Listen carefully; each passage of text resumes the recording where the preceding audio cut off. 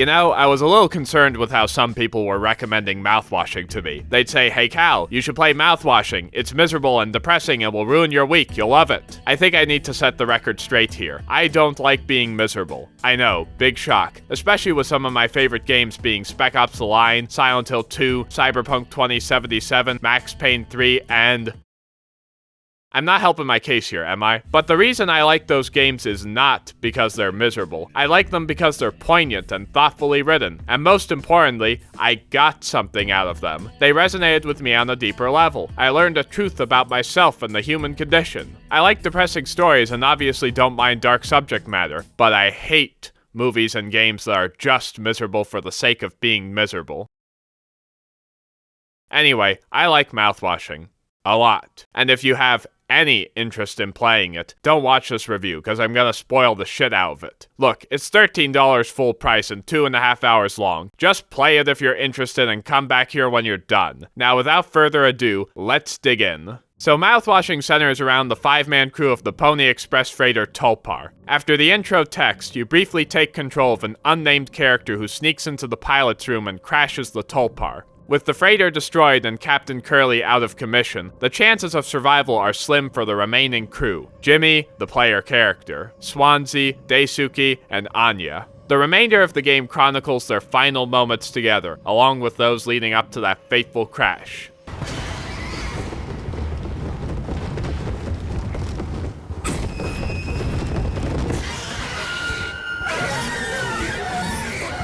Mouthwashing is a hard game to dissect in a short review. Once again, I find myself staring at the blinking bar in my Google Docs trying to figure out where to begin. It's not complicated from a gameplay standpoint. I mean, hell, I can sum that up in a couple of words. Walking sim. You know what that entails. Lots of walking, then the occasional puzzle, then there's a part where you run away from something. See? Easy. But thematically, oh boy, is this a loaded game. If I were to go over everything it tackles, we'd be here all day. So let's leave the broad topic of corporations' bad bottom text with the Alien franchise and focus on Mouthwashing's main theme: responsibility. This ties into a certain line that echoes through the game like a gunshot in a canyon. I have to believe our worst moments don't make us monsters. Well, after playing the game and learning the true nature of Jimmy and Anya's relationship and what ends up happening as a result of that, this statement becomes as hard to swallow as Curly's painkillers.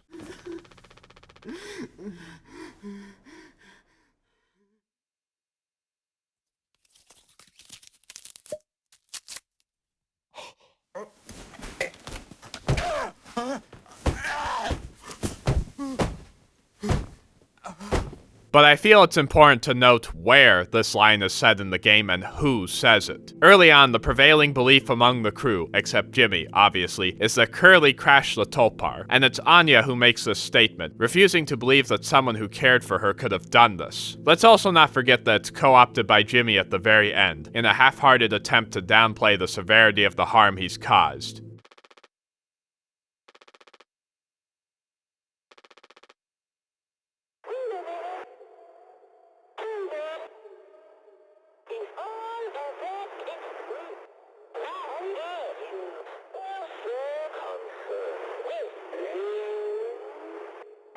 So I don't see it as a definitive statement the game endorses, but rather a perspective it aims to examine and deconstruct. Again, it would be impossible to play this game and not want to stick Jimmy headfirst into a wood chipper. He is, in every sense of the word, a monster. A cruel, selfish, manipulative rapist who, for all intents and purposes, is responsible for the horrifying situation the crew of the Tulpar find themselves in. The tough question that the second half of the game lets you tussle with is whether someone like Jimmy can even be redeemed. Well, if you view redemption as being all your past transgressions are forgiven and everything's hunky-dory now, then no. That's not redemption. That's injustice. Redemption is not an undo button, nor is redemption a get-out-of-jail-free card for all the harm you've done. Redemption is self-reflection. It's realizing that you've hurt people, to look inward and accept the consequences of your actions, and understanding that just being remorseful isn't enough. This is why I appreciate Mouthwashing, because it takes a mature and nuanced view of what redemption actually is. To put it simply, redemption is taking responsibility for your actions. Which is what Swansea does, not Jimmy. Ha, right, like I'm gonna say Jimmy is redeemable. Wood chipper, in you go.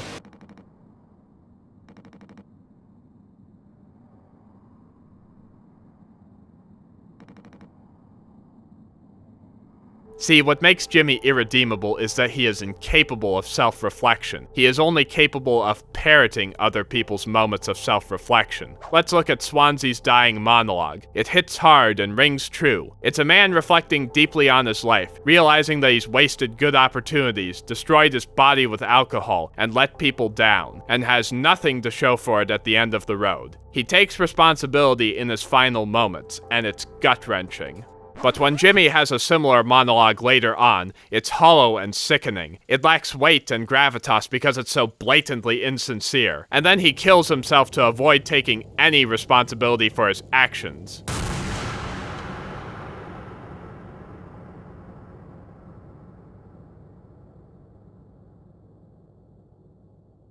Man, James Sunderland looks like a saint in comparison to Jimmy. But if I keep going like this, we'll be here all day. So I'll conclude by restating that I'm only scratching the surface of Mouthwashing's themes. Introspection was what I chose to focus on because I feel the game makes a strong case for the importance of it. Without the ability to look inward, you rob yourself of agency. You don't need to grow or change if you feel nothing's ever your fault. You become trapped in a cycle of blame shifting, shirking duties, and cruelty. And you'll keep going like that until you eventually do something catastrophic and hurt others. The disturbing reality is that it's very easy to become a Jimmy when you refuse to look inward.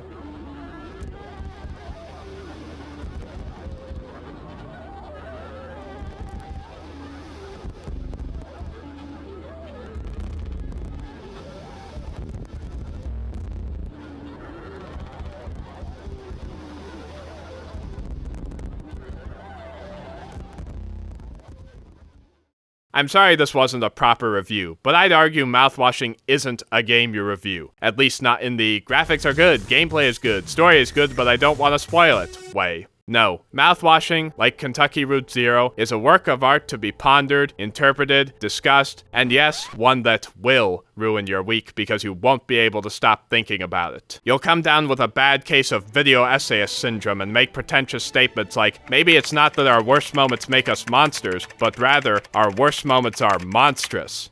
Anyway, good night. Peter. The horse is here.